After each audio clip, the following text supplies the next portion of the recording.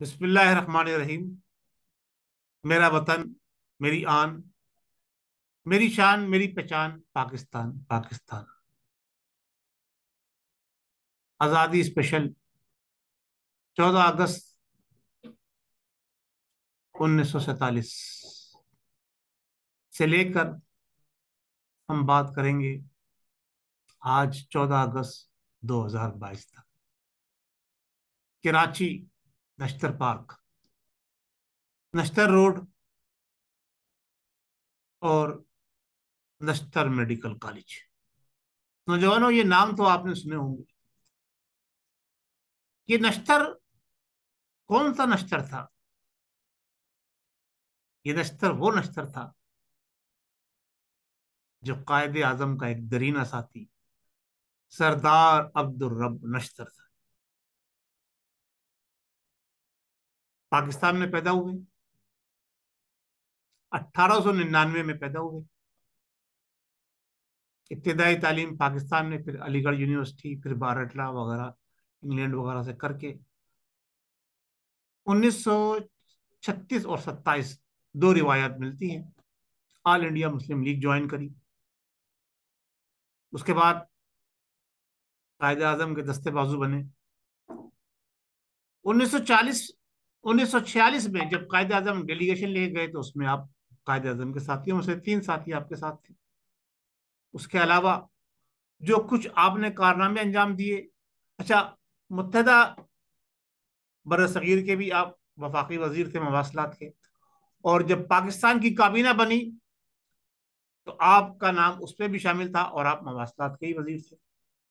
اس کے بعد 1991 میں غالباً یا 1949 کے اندر آپ جو ہے وہ گورنر پنجاب بھی بنے۔ یہ وہ خدمات تھی جو آپ نے تحریک پاکستان کے اندر انتھک محنت، جوش، جذبہ، لگن، محبت، اخلاص کے ساتھ قائد اعظم رحمۃ اللہ علیہ کا ساتھ دیا تھا پاکستان بنانے میں، اس کے سلسلے میں آپ کو ملی۔ ناظرین، سردار عبدالرب نشتر جو ہے وہ شاعرانہ طبیعت کے مالک تھے اور حضرت ڈاکٹر علامہ اقبال رحمۃ اللہ علیہ سے بڑے مانوس تھے۔ ان کی شخصیت کا بڑا گہرا اثر تھا، یعنی اقبال کی شخصیت کا بڑا گہرا اثر تھا، اور آپ شعر و شاعری بھی کرتے تھے، لیکن انتہائی نرم مزاج، سافٹ کارنر رکھنے والے بڑے، جسے کہتے ہیں زندہ دل انسان تھے۔ اور قائد اعظم کو آپ پر انتہائی، جسے کہتے ہیں نا، اعتبار تھا۔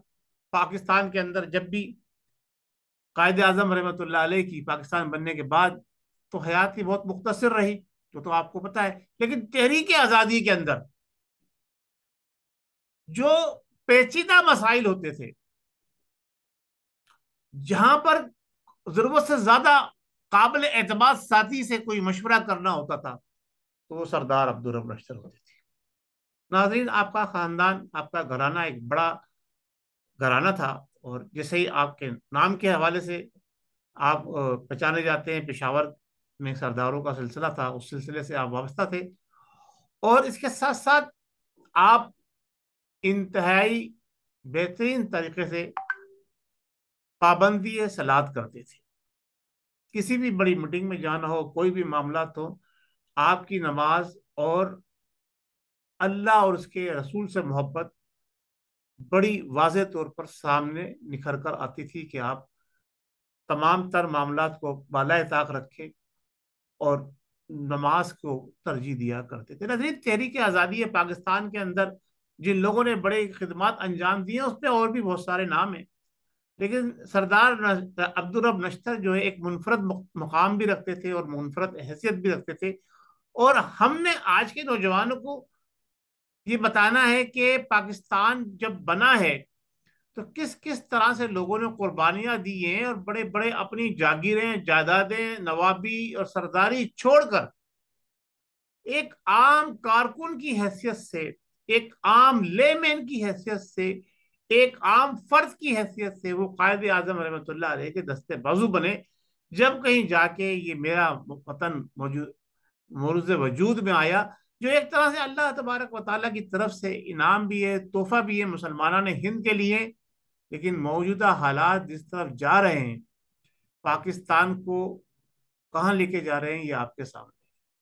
ہم نے اپنی نوجوان نسل کو اگر قربانیاں دینے والوں کی ہسٹری پڑھائی ہوتی اور یہ بتایا ہوتا کہ کس کس طرح سے لازوال قربانیاں دے کر ماؤں نے اپنے جگر گوشوں کو اپنے ہاتھ سے، اللہ اکبر، گلا گھونٹ کر کہ کہیں اس کی آواز سن کر پورا قافلے کو نہ قتل کر دیا جائے، خاموش کیا۔ بہنوں نے، بیٹیوں نے اپنی عزتیں بچانے کے لیے اندھے کنووں میں چھلانگیں لگا دی۔ ہزاروں نہیں، لاکھوں کی تعداد کے اندر مسلمانان پاک و ہند نے اپنی جانوں کی، عزتوں کی، گھر بار کی قربانیاں دے کر پاکستان بنانے میں قائد اعظم رحمت اللہ علیہ کا ساتھ دیا۔ آج اسی پاکستان کو بچانے کی باری ہے۔ صد افسوس آج 10 اگست ہے، اور یہ 10 اگست کا وہ دن ہے کہ جب پاکستان کی پہلی کابینہ تشکیل دی گئی تھی، اور اس کابینہ میں بھی سردار عبدالرشتر کا ہاتھ تھا۔ لیکن آج ہمارے ملک کے اندر 10 اگست کو کیا ہو رہا ہے کہ اپوزیشن اور حکومت آمنے سامنے ایک دوسرے سے ٹکر پہ، کہ ہم نے تمہیں یوں سبق سکھایا تھا تو ہم تمہیں یوں سبق سکھائیں گے۔ ناظرین، تحریک پاکستان کے متوالوں کو اگر یاد کیا جائے، ان کی قربانیوں کو یاد کیا جائے، تو ہم پاکستان کے بننے کا مقصد سمجھ سکیں گے۔ یہ ہمارے نوجوان نسل کو بتانا بہت ضروری ہے، اور ان کو یہ سمجھانا ضروری ہے کہ پاکستان اتنی آسانی سے حاصل نہیں ہوا تھا، ہم نے کتنی قربانیاں دی تھیں۔ اور اس سلسلے میں ہماری حکومتوں کو بھی کردار ادا کرنا چاہیے، عوام کو بھی کردار ادا کرنا چاہیے۔ آئیے ہم سب مل کے دعا کریں گے، اے رب کائنات، میرے وطن پاکستان کی حفاظت فرما، اور پاکستان کو اسلام کا بہترین انقلاب بنا دے، اور جو 14 نکات قائد اعظم رحمۃ اللہ علیہ نے طے کیے تھے ان پر ہمیں عمل پیرا ہونے کی سعادت نصیب فرما۔ پاکستان زندہ باد، قائد اعظم رحمۃ اللہ علیہ زندہ باد، تحریک پاکستان کے سپاہیوں کو میرا سلام۔